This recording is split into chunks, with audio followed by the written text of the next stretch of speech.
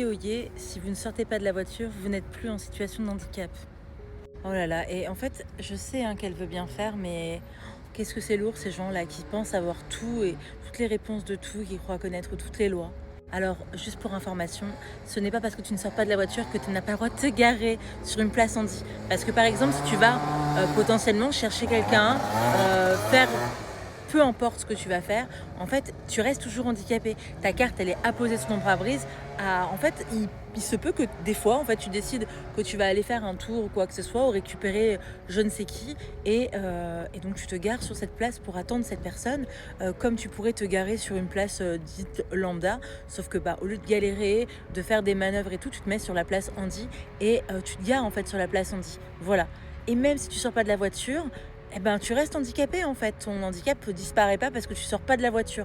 Donc je sais pas d'où tu as vu cette loi qui dit que si tu sors pas de la voiture, la MDPH elle dit qu'il faut pas utiliser la carte Andy. Mais n'importe quoi. Et il faut arrêter. Hein. Sincèrement, je sais que tu vas avoir débat sur tout et il n'y a pas de souci, mais à un moment donné c'est lourd. Je sais pas, combat les personnes qui se garent alors qu'ils n'ont pas la place Andy, qu'ils n'ont pas de carte, plutôt que de combattre les gens qui sont comme toi et qui ont un handicap. Parce que vraiment, ça devient hyper lourd. Vraiment, je t'assure, c'est compliqué à gérer tous tes commentaires sur toutes mes vidéos. Typiquement des gens comme ça.